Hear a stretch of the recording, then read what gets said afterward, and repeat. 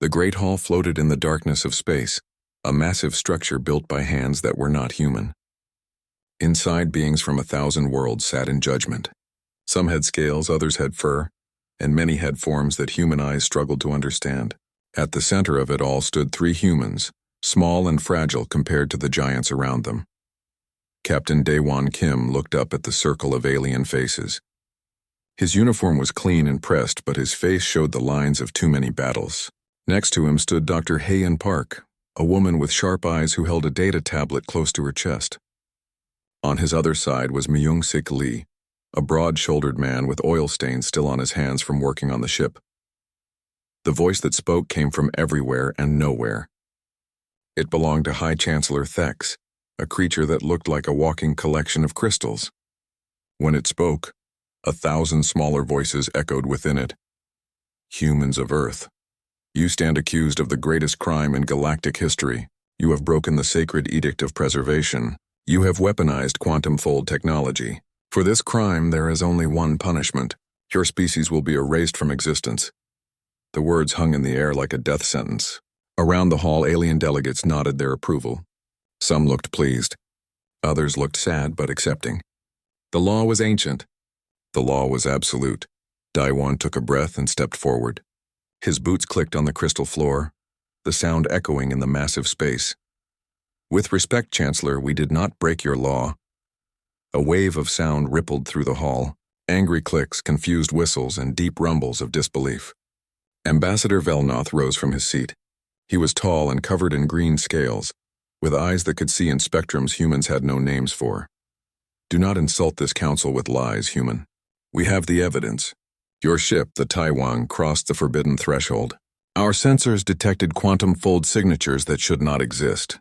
You built a weapon that tears through the fabric of space itself. Daewon did not look away from those alien eyes. We built a ship that uses quantum fold technology, yes, but we did not weaponize it, not in the way your law defines. Explain yourself, Thex commanded, the crystal being leaned forward and light bent strangely around its form. Dr. Haeun Park stepped forward now. Her voice was steady, the voice of someone who had rehearsed these words 1,000 times. The sacred edict of preservation was written 10,000 years ago. It forbids the weaponization of quantum fold technology through mechanical means. It was created to prevent species from building machines that could destroy reality itself. We understand why such a law exists. We respect it. Then you admit your guilt, Velnoth hissed. No, Haeun continued, because we did not use mechanical means. We found a different path, a path your law never considered because no one thought it was possible. Silence fell over the hall. This was new. This was dangerous.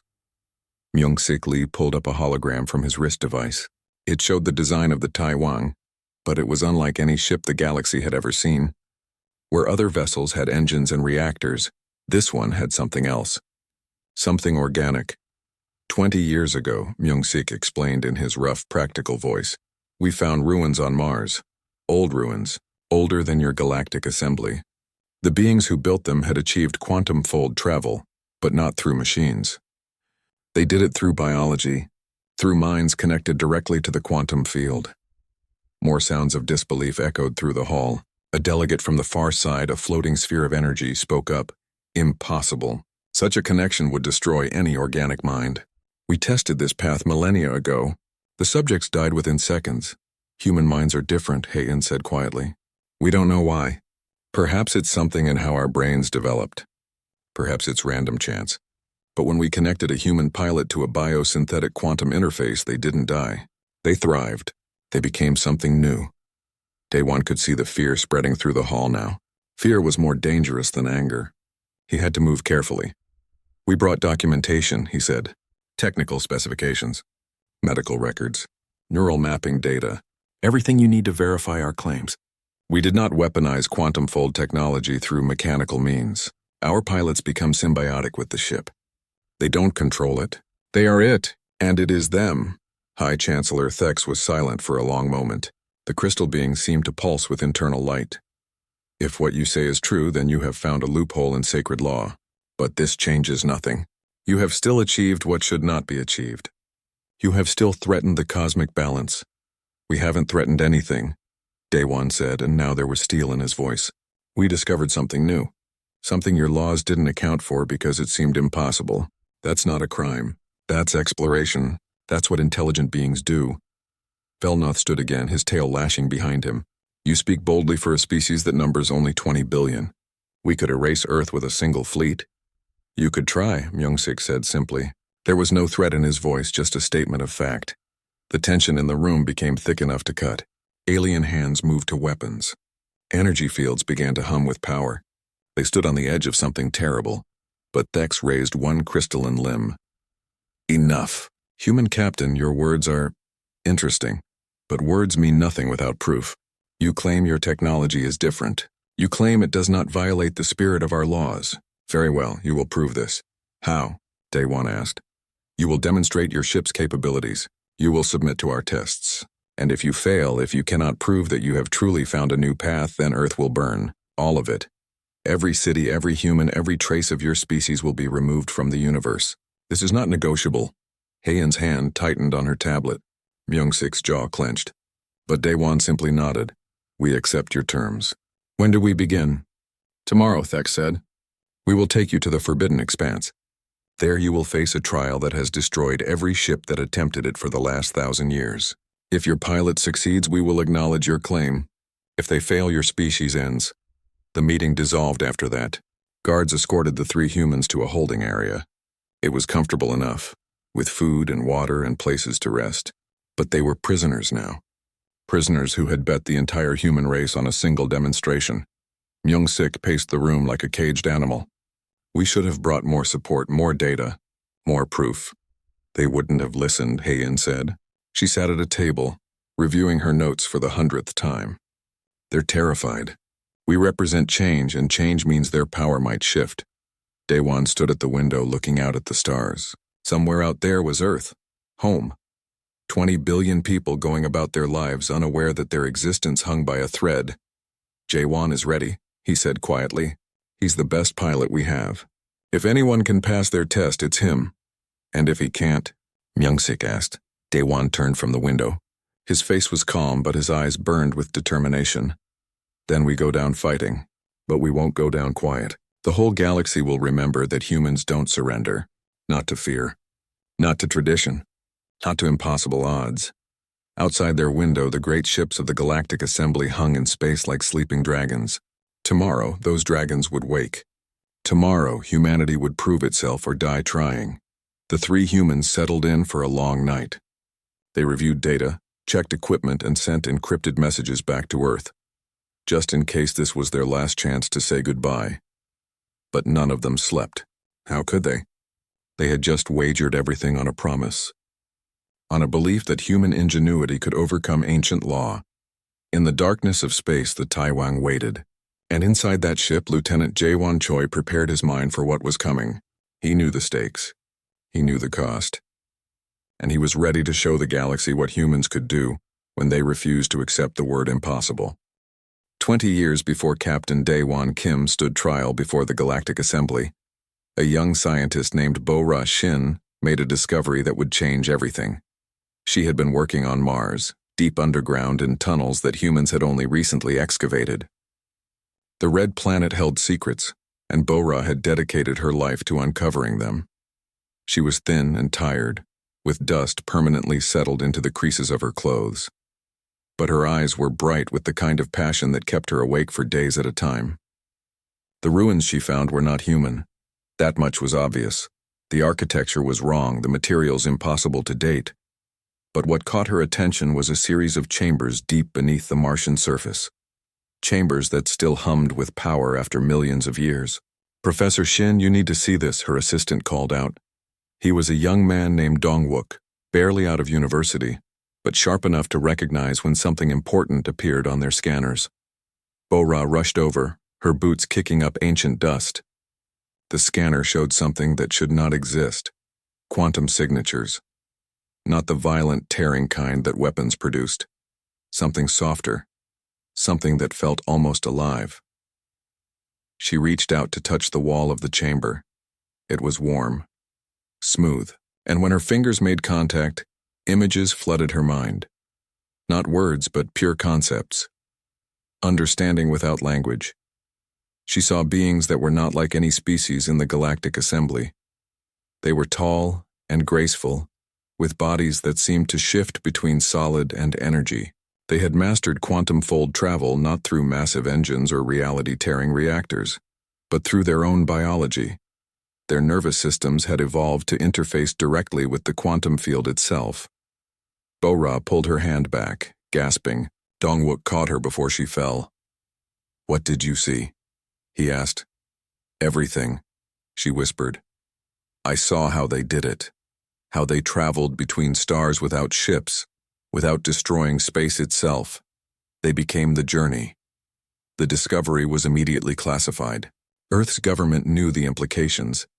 If humanity could replicate this technology, they could bypass the sacred edict. They could achieve what every other species in the galaxy had been forbidden to achieve. But there was a problem. Human biology was not the same as the ancient beings. When scientists tried to connect test subjects to quantum fields, the results were catastrophic. Minds shattered. Bodies broke down at the cellular level. The human brain simply could not process the infinite possibilities of quantum space. For 15 years, the project seemed doomed to failure. Hundreds of the brightest minds in human civilization worked on the problem. They created neural implants, biosynthetic interfaces, quantum dampeners. Nothing worked. The gap between human consciousness and quantum reality was too vast. Then Admiral Sukja Kang had an idea. She was old, with white hair and a face carved by decades of military service. She had fought in the border wars, had seen things that broke lesser soldiers, and she understood something about the human mind that the scientists had missed. "You're approaching this wrong," she told Bo-Ra during a late-night meeting. "You're trying to make the human mind process quantum information like a computer. But that's not what those ancient beings did. They didn't process it. They experienced it." "I don't understand," Bo-Ra admitted. "Dreams," Sukja said simply. "When you dream, your brain creates entire worlds. Impossible worlds. Worlds where physics doesn't work the way it should. But you accept them because you're not trying to understand them. You're just there." Bo-Ra's eyes widened. "You're saying we need to put the pilots into a dream state. Let their subconscious handle the quantum field instead of their conscious mind." "Exactly. Stop trying to make them control the quantum field. Let them become part of it." The next phase of the project was led by a man named Gi-hun Ryu. He was a neurologist with a gift for thinking outside conventional boundaries. Under his guidance, they developed the Neural Synchronization Protocol. Volunteers would be implanted with biosynthetic interfaces that gradually merged with their nervous systems over months. During this time, they would undergo training that taught them to embrace quantum uncertainty rather than resist it. Lieutenant Jae-won Choi was one of the first volunteers. He was young, barely 23, with a bright smile and a fearless attitude. He had grown up in Busan dreaming of flying ships between the stars. When he heard about the program, he signed up immediately. "Aren't you afraid?" His mother had asked him the night before his first implant surgery. "Terrified," Jae-won admitted. "But fear is just another sensation. I can fly with it." The process was slow and painful. The biosynthetic implants grew into his nervous system like vines, creating new pathways, new connections. Jae-won spent hours in simulation chambers, learning to let go of conscious control, learning to trust the spaces between thoughts. Dr. Yoon Ji-yu monitored his progress. She was the medical officer assigned to the program, a woman who took her responsibility for these volunteers very seriously. She watched Jae-won's neural patterns shift and change, watched as his brain rewired itself to accommodate something that should have been impossible. "How does it feel?" she asked him after his 10th synchronization test. Jae-won thought about it for a long moment. "Like learning to hear a new color or taste a sound. It doesn't make sense in words, but it makes perfect sense in my head." Alongside Jae-won, 19 other volunteers underwent the same process. Some failed and had to be removed from the program. 3 died when their bodies rejected the implants. But 12 survived the full protocol. 12 humans who had become something new. something that existed in the space between biology and quantum reality. The Taiwan was built specifically for them. Myung-Sik Lee led the engineering team, a group of practical-minded people who turned theoretical physics into solid metal and circuitry. The ship had no traditional engine. Instead, it had a chamber at its heart where the pilot would connect directly to the vessel's biosynthetic core. The first test flight was conducted in absolute secrecy, far beyond Neptune where no alien sensors could detect them. Jae-won climbed into the connection chamber, his hands shaking slightly despite his confidence. "Remember," Gi-hun told him over the comm, "don't try to fly the ship. Become the ship." Jae-won nodded. He lay back in the chamber and closed his eyes. The biosynthetic interface connected to the ports along his spine, and suddenly he was everywhere and nowhere. His consciousness expanded. He could feel the hull of the ship as if it were his own skin. The quantum core pulsed like a second heart. Space itself became something he could touch, could taste, could understand in ways that had no words. And then he moved. The Taewang didn't accelerate. It simply was somewhere else, then somewhere else again. Jae-won danced through space, existing in multiple locations simultaneously, folding distance like paper. He laughed with pure joy, the sound echoing through the comm system. "He's doing it," Myung-Sik breathed, watching the sensor data. "By all the stars, he's actually doing it." Bo-Ra-shin stood in the observation deck, tears streaming down her face.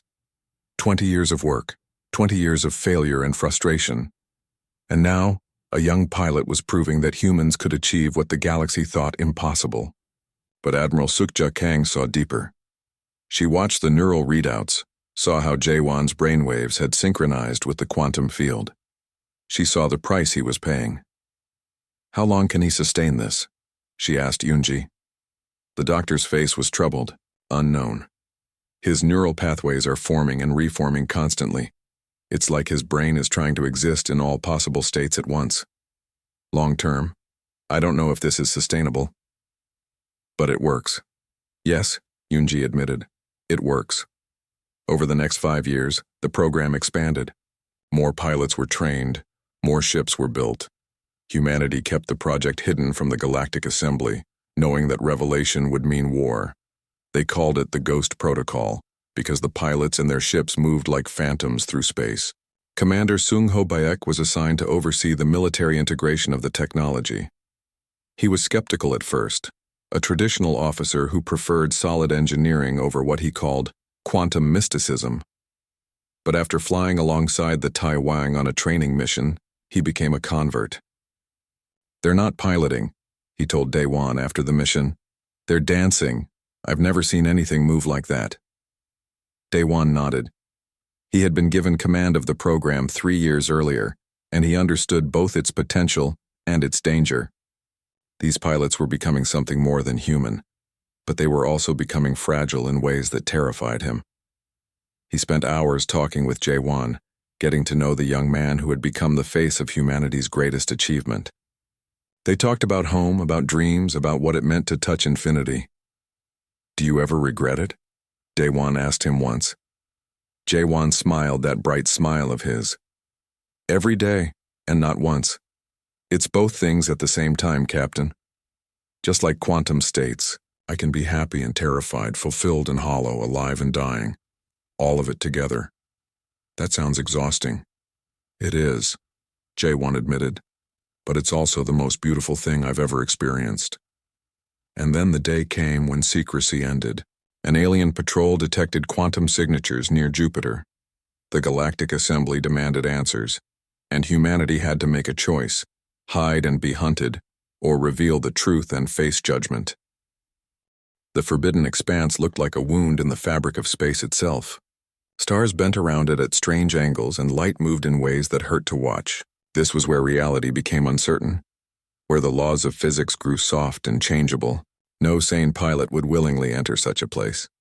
Lieutenant Jae-won Choi stood before the observation window of the Taiwan, watching the expanse shimmer and twist. His reflection in the glass looked calm, but Dr. Yoon Ji-yu could see the tension in his shoulders. She stood behind him, medical scanner in hand, monitoring his vital signs. "Your heart rate is elevated," she said quietly. I'd be more worried if it wasn't, J1 replied. He turned to face her and she saw that bright smile of his. But there was something else in his eyes now. Something ancient and strange. The quantum interface had changed him over the years, made him see things in ways that other humans couldn't. You don't have to do this, Yunji said, knowing even as she spoke that he would refuse. Yes, I do. All of Earth is counting on me. 20 billion people who don't even know what's happening right now. I can't let them down. On the bridge of the Taiwan, Captain Daewon Kim watched the alien ships position themselves around the expanse. There were dozens of them, vessels from every major species in the galaxy. They had come to witness humanity's test. Some hoped to see humans succeed. Most expected to watch them fail. Commander Sung Ho Bayek stood at his station, hands gripping the console. Captain, I still think we should have brought more support. If things go wrong, we're outnumbered 50-1. If things go wrong, numbers won't matter, Daewon said. This test isn't about firepower. It's about whether we've really found a new path. The communication system crackled to life. The voice belonged to Warlord Kreshitar, a four-armed warrior from the Vryn species.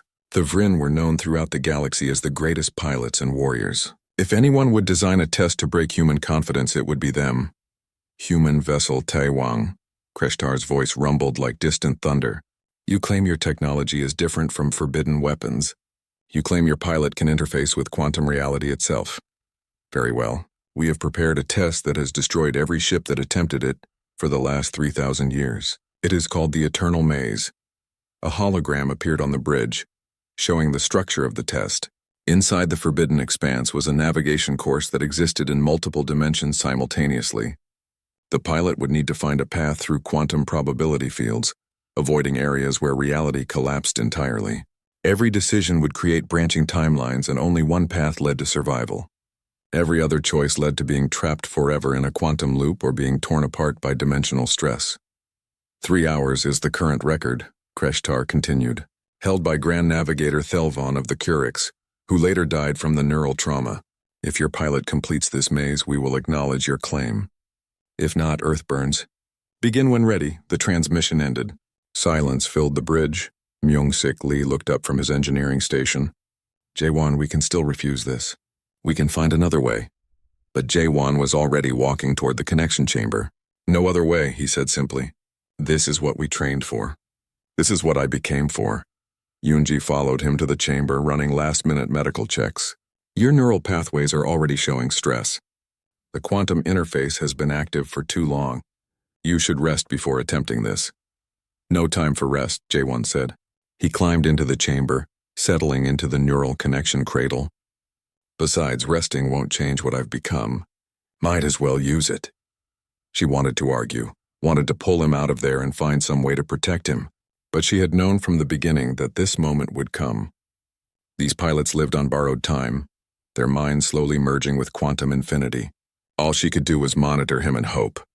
Good luck, she whispered. Jaewon gave her one last smile. Then he closed his eyes and let the interface connect. The sensation was instant and overwhelming. Jaewon's consciousness exploded outward, merging with the Taiwan. He could feel every system, every circuit, every atom of the ship. But more than that, he could feel space itself. The quantum field stretched out before him like an ocean of infinite possibility. The ship moved forward, entering the forbidden expanse. Immediately, Jaewon felt reality start to bend. The normal rules stopped applying. Cause and effect became suggestions rather than laws. Time moved in circles and spirals instead of straight lines. On the bridge, Sung Ho watched the sensor displays with growing alarm. Captain, the ship's position is fluctuating. It's appearing in multiple locations simultaneously. That's normal for quantum fold travel, Daewon said, though his voice was tight with tension. Jaewon is navigating probability states. The maze appeared before them, not as a physical structure, but as a pattern in the quantum field itself. Jaewon saw it the way a musician might see a complex symphony written in light and mathematics. There were wrong notes everywhere, paths that led to destruction, but somewhere in the chaos was a melody, a correct sequence that would lead him through. He began to move. The Taiwan danced through the maze like a leaf on impossible wind. Jaewon didn't think about his choices.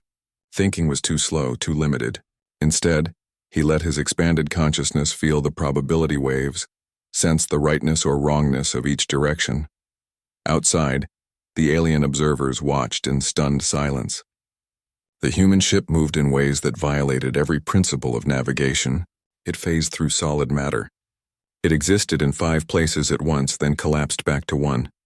It accelerated without thrust, turned without banking. Warlord Kreshitar stood on the bridge of his warship, all 4 arms gripping the railing. He had seen the greatest pilots in the galaxy attempt this maze. He had designed parts of it himself. And never in all his centuries of life had he seen anything move like this. Impossible, he breathed. The human is not navigating. He is becoming the path itself. Inside the maze, Jaewon felt time stretching and compressing around him. He saw branching timelines, saw versions of himself that made wrong choices and were destroyed. He felt those deaths as if they were his own. The agony of being trapped in quantum loops. The horror of being pulled apart across infinite dimensions. But he also felt something else. A presence in the quantum field. The ghosts of other pilots who had attempted this maze and failed. Their consciousness fragments still echoed in the probability waves, trapped forever in their final moments. Jaewon reached out to them with his expanded mind. He couldn't save them, but he could honor them. He let their experiences guide him, learning from their mistakes. In a way, he was not navigating alone. He carried the wisdom of every failed attempt. On the Taiwang's bridge, Yunji watched her monitors in horror. Jaewon's brainwaves had gone completely chaotic. He was experiencing too much, processing information at a rate that should have killed him instantly. His neural pathways are burning out, she reported, her voice cracking. Captain, we need to abort. He won't survive much longer. Jaewon, can you hear me? Daewon called over the comm. For a moment, there was no response. Then Jaewon's voice came through, but it sounded strange, layered, as if multiple versions of him were speaking at once. I hear everything, Captain. I hear the stars singing. I hear the universe dreaming. I'm almost through. The final section of the maze appeared. It was a quantum knot, a place where all probability waves collapsed into a single point of impossible density. Every pilot who had reached this point had been crushed by the gravitational and quantum forces.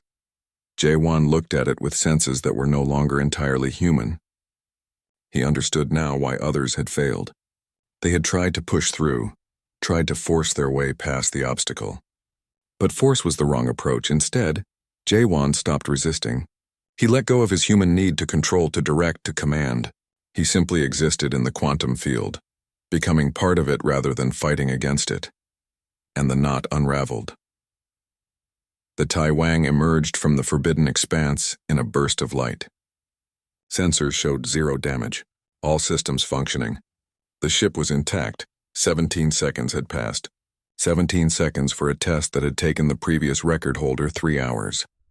Silence filled every ship in the observation fleet. No one could speak. No one could process what they had just witnessed. Then Warlord Kreshitar began to laugh. It was a deep booming sound that carried across the communication channels. Magnificent. Absolutely magnificent. The human did not navigate the maze. He made the maze navigate him. Inside the Taiwang, Jaewon disconnected from the interface. His body felt heavy, solid, limited after experiencing quantum infinity. Hunji rushed to his side as he stumbled out of the chamber. I'm okay, he said, though blood was dripping from his nose and his hands shook. Did we pass? You destroyed their record, Daewon said, his voice filled with something between pride and concern. You did the impossible. Jaewon smiled that bright smile, but Unji could see the cost in his eyes. Something had changed. The quantum interface had taken something from him, some essential human quality that could never be recovered. Then Earth is safe, Jaewon said softly. He collapsed and Yunji caught him. The communication system crackled again. This time it was High Chancellor Thex. Humans, you have proven your claim. The debate in the Galactic Assembly had been going on for 3 days without resolution. The great hall that floated in space had become a battlefield of words and ideology. Half the delegates argued that humanity had proven their worth, that they had found a legitimate path to quantum-fold travel. The other half insisted that humanity was too dangerous to exist. Counselor Sun Yi-han represented Earth in these discussions. She was a diplomat who had spent 20 years building relationships with alien species, learning their cultures, speaking their languages, She stood before the assembly now, exhausted but determined. "We have shown you our technology," Sunyi said, her voice carrying across the hall. "We have proven it does not violate your laws. What more do you want from us?" Inquisitor Draxel rose from his seat. He was massive, a creature of armor-like plates and glowing eyes. His species, the Corveth, had been enforcers of galactic law for millennia. He had dedicated his life to maintaining order, and humans represented chaos. "What you have shown us is worse than a weapon," Draxel rumbled. "You have shown us that the rules we built our civilization on can be bypassed. If humans can find loopholes in the sacred edicts, what stops every other species from trying? You have planted seeds of rebellion across the galaxy." "That's not fair," Sunyi protested. "We didn't look for a loophole. We found ancient ruins. We discovered that a different path existed. Knowledge isn't rebellion." "Knowledge can be more dangerous than weapons," Draxel countered. "Already we have detected quantum anomalies near 3 different star systems.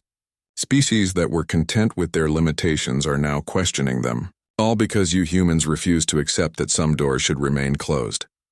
Ambassador Velnoth of the Curix spoke next. His voice was thoughtful, less hostile than Draxel's. "Perhaps the human is right. Perhaps we have been too rigid in our thinking.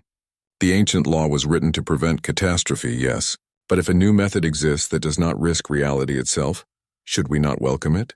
"You speak of welcome," Draxel hissed. "But what you mean is competition. You see potential profit in this human technology. You want to study it, replicate it, use it for your own species. This is why I opposed even holding these debates. The moment we acknowledged the humans might be right, we opened ourselves to corruption." High Chancellor Thex had remained silent through much of the debate, but now the crystalline being spoke. "The Inquisitor raises a valid concern. The humans have not merely found a new path. They have proven that our absolute laws are not absolute. This creates instability. Even if we allow Earth to survive, the idea of what they have done will spread. Ideas are harder to contain than ships." On Earth, Captain Kyung-Soo Park stood in the command center of the Planetary Defense Fleet. He was a stocky man with gray hair and sharp eyes that missed nothing. Screens around him showed the positions of every ship in Earth's orbital space. Dozens of human vessels prepared to defend their home if negotiations failed. "Sir, we're detecting unusual movement in the outer system," his tactical officer reported. "Multiple alien ships breaking from their assigned positions." Kyung-Soo leaned forward, studying the display. "How many?" 23 so far. They're forming up near the Jupiter orbit. Looks like a battle group. Classification? Mixed species. Corveth, Vryn, some we don't recognize. Sir, they're not broadcasting intentions. They're maintaining communication silence." Kyung-Soo felt ice settle in his stomach. This was wrong. Ships didn't form battle groups in secret unless they planned something that others shouldn't know about. "Get me a secure line to Captain Kim at the assembly." Now. At the assembly hall, Daewon received the encrypted message in his quarters. He read it 3 times, each time hoping he had misunderstood. Then he went to find Myung-sik and Hye-in. "We have a problem," he said, showing them the message. "Someone's forming a fleet near Jupiter." Draxel's people, mostly. "Communication blackout." Hye-in's face went pale. "He's going to attack Earth regardless of what the assembly decides." "That's my read," Daewon agreed. "He probably figures if Earth is destroyed, the debate becomes pointless. No humans, no human technology to worry about." Myung-sik slammed his fist on the table. "That's murder. That's genocide. The assembly hasn't voted yet." "Draxel doesn't care about votes," Daewon said bitterly. "He cares about preserving his vision of order, and we're a threat to that order.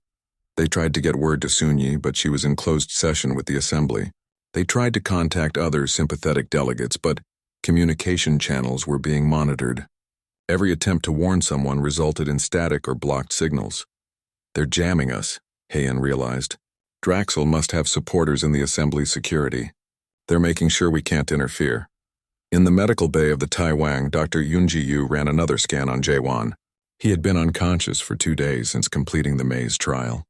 His vital signs were stable, but his neural patterns showed concerning changes. "Talk to me," Commander Sung Ho-baek said, standing at the doorway. "How is he really?" Yunji looked at the medical readouts and sighed. "His brain is rewiring itself. The quantum interface has created new pathways that shouldn't exist in human neurology. He's processing information in ways that are closer to quantum computers than organic minds." "Is that permanent?" "I think so. Even if we removed the implants now, These new pathways would remain. Jaewon isn't entirely human anymore. None of our pilots are. But he can still fly? Oh yes, Yoonji said. He can fly better than ever. That's what worries me. Each time he connects to the quantum field, he becomes less like his old self and more like something else. I calculate he has maybe 5 years before his consciousness completely dissipates into quantum probability fields. Maybe less. Sung-ho was quiet for a moment. Does he know? He's known from the beginning. All the pilots knew. They volunteered anyway. Behind them, Jaewon stirred. His eyes opened, but they looked different now. The irises seemed to shift colors, reflecting light in strange ways. I'm awake, he said softly, and I can feel something wrong. The quantum field is disturbed. There's violence coming. Yoonji rushed to his side. You shouldn't move. You need rest. No time, Jaewon said, sitting up despite her protests. I can feel it in the field. Ships gathering. Intent forming. Earth is in danger. On Earth, Kyungsoo Park had not been idle. He had contacted every friendly alien contact he had developed over the years. Most wouldn't answer. Some gave vague assurances, but a few provided information. Captain, I'm receiving an encrypted message from an unknown source, his communication officer said. Sir, it's a warning. Someone is telling us that Inquisitor Draxel has formed a secret coalition. They're planning to destroy Earth before the Assembly can reach a decision. How long do we have? Unknown, sir. But the message says the fleet is already moving. They'll reach Earth in approximately 8 hours. Kyungsoo looked at his defense forces. 37 ships. Well-trained crews. Good equipment. Against a coalition fleet of potentially hundreds of alien warships, they wouldn't last 10 minutes. Send a priority message to all crew, he ordered. Battle stations. Prepare all defenses. And someone get me Commander Yeonju Song. Tell her I need every quantum fold pilot who can fly. Commander Yeonju Song led the biosynthetic pilot program. She was a serious woman who treated her pilots like her children. When she received the message, she was overseeing training exercises with the newer pilots. All pilots to ready stations, she announced over the comm. This is not a drill. Earth is under threat. We're going to defend our home. 14 pilots responded immediately. 14 humans who had given up part of their humanity to become something more. They climbed into their ships, into their connection chambers. They closed their eyes and opened their minds to quantum infinity. At the assembly hall, Daewon finally managed to break through the communication jamming. He burst into the main chamber where the debate was still ongoing. This debate is a distraction, he shouted. All the delegates turned to stare at him. While you talk, Inquisitor Draxel has assembled a fleet to destroy Earth.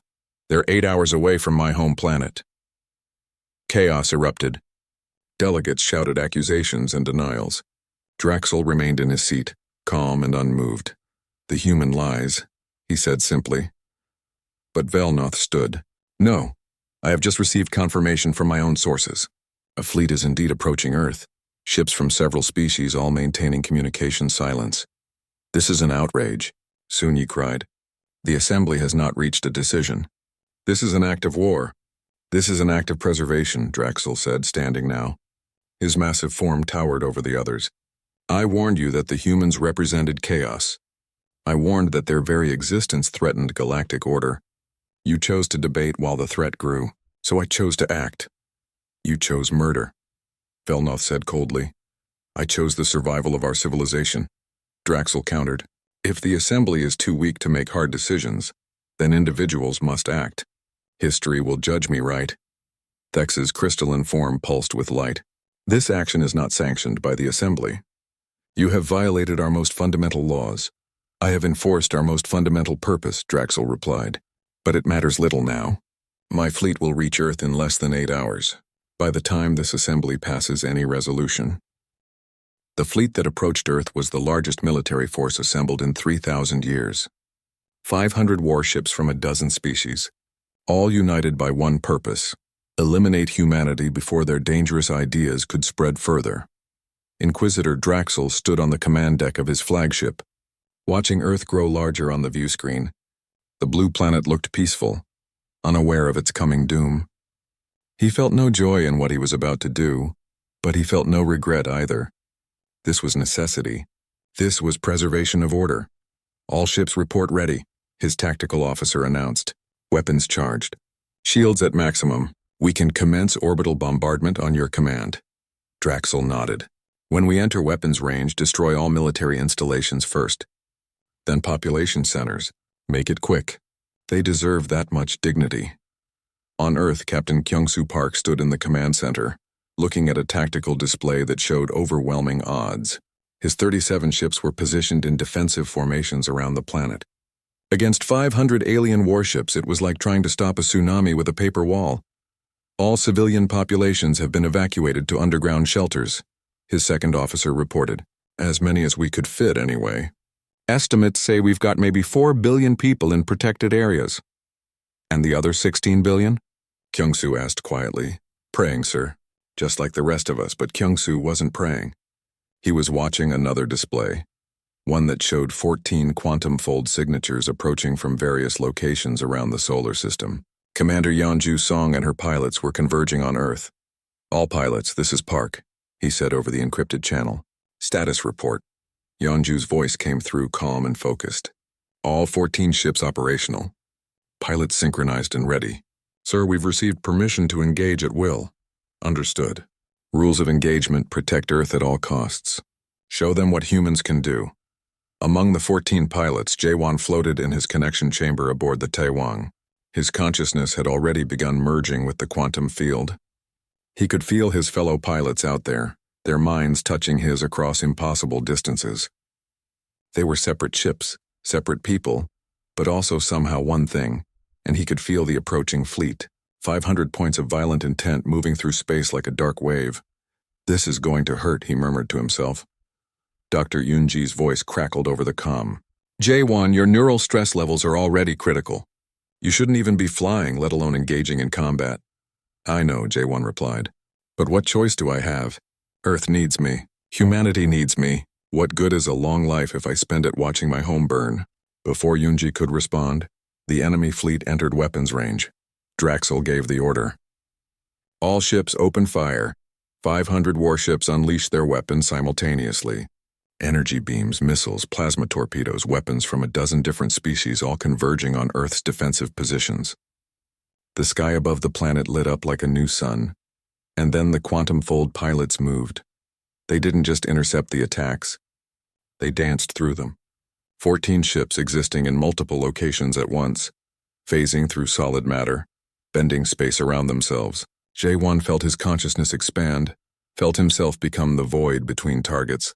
A missile that should have struck Beijing passed through empty space where the Taiwan had been a microsecond before. But there were too many weapons. Too many angles of attack. The human defense fleet started taking hits. Ships exploded. Good people died. And still the enemy advanced. Form on me, Yeonju commanded over the pilot network. We need to show them something they've never seen. The 14 quantum fold ships converged, their consciousnesses linking. Jaewon felt his mind merge with 13 others, becoming part of a greater whole. It was beautiful and terrifying. He could feel their fears, their determination, their love for the planet below. Together, they became something new. The merged consciousness reached out across the quantum field and touched the enemy fleet. Not with weapons, with understanding, with empathy, with forced connection. Draxel felt it first. One moment he was commanding his fleet, focused on destruction. The next moment his mind was flooded with images, sensations, memories that were not his own. He saw Earth through human eyes, saw children playing in parks, saw artists creating beauty, saw scientists pursuing knowledge not for power but for wonder, saw millions of small moments of kindness and courage and love that made up the human experience. He saw the pilots themselves, saw Jaewon as a child dreaming of stars, saw him volunteer for the program knowing it would kill him, because some dreams were worth dying for. Saw the slow deterioration of his humanity, the price he paid willingly so that others could live. And Draxel felt it. Not just saw it, but felt it with the intensity of lived experience. Thousands of years of accumulated memories, emotions, hopes, compressed into seconds. The weight of humanity's entire story forced into his consciousness. He screamed. Across the fleet, other commanders screamed. Pilots abandoned their weapons controls, clutching their heads. The quantum fold pilots had weaponized empathy itself. Cease fire, Draxel gasped. All ships cease fire. But some ships didn't respond. Some commanders, driven mad by the flood of human consciousness, fired randomly. A missile struck Seoul. 2 million people died in an instant. J1 felt those deaths. All the pilots felt them. 2 million consciousnesses snuffed out, their final moments echoing in the quantum field. The grief was overwhelming. No more, J1 whispered. Then louder across all frequencies, no more. His consciousness expanded further than it ever had before. He stopped being J1 and became something else. Something vast. He reached out to every ship in the enemy fleet and wrapped their minds in his, not attacking them, showing them what it meant to lose home. He made them feel what those 2 million dead had felt. The confusion, the terror, the abrupt ending. He made 500,000 enemy soldiers understand the cost of their actions. Ships began to power down their weapons. Crews refused orders. Some captains tried to maintain discipline, but their pilots wouldn't listen. They had seen too much, felt too much. On Earth, Kyung-soo watched in amazement as the enemy fleet began to fall apart. Ships breaking formation, some retreating, others just drifting, their crews too traumatized to function. "What are the pilots doing?" he asked. Yoon-ji's voice came over the comm, filled with horror. "They're giving themselves away, spreading their consciousness across the entire fleet. J1's neural patterns are degrading. He's dying, Captain." "They're all dying. Pull them back," Kyung-soo ordered. "They won't respond," Yoon-ji said through tears. "They've made their choice." At the assembly hall, a new presence appeared. Elder Thane, an artificial intelligence that had witnessed the rise and fall of civilizations for millions of years. It rarely intervened in galactic affairs, but it spoke now. "Witness what you have done," Thane said. Its voice was ancient and infinite. "Humanity has forced evolution upon you all. They have shown that the old ways were not the only ways, and they have paid the price for this lesson with their own essence." The view screen showed what was happening at Earth, showed the quantum fold pilots making their final stand, showed them dissolving themselves into pure consciousness to save their world. "This is not victory," Thane continued. "This is transformation. The humans have broken your rules not through force but through sacrifice. They have taught the galaxy a lesson that cannot be unlearned."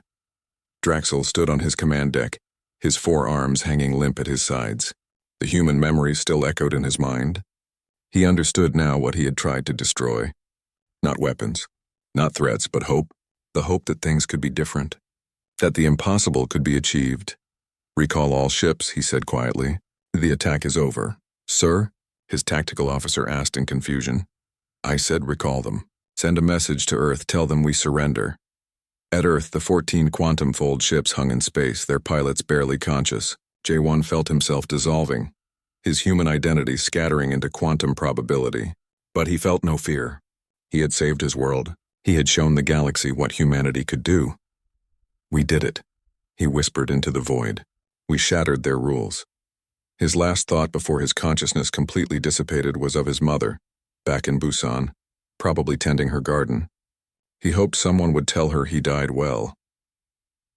3 days later, the Galactic Assembly met again. This time there was no debate. The sacred edicts were rewritten for the first time in galactic history. The old law against quantum fold technology was amended to acknowledge biological interfaces, and humanity was granted a full seat in the assembly, but the cost was clear. Of the 14 pilots, only 3 survived with their minds intact. 8 died completely, their consciousnesses lost to the quantum field.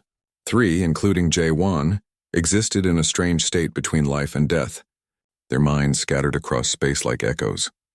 Captain Daewon Kim stood at a memorial ceremony on Earth. Behind him, monuments bearing the names of the fallen pilots. Dr. Haein Park stood beside him, tears on her cheeks. "They gave everything," she said quietly.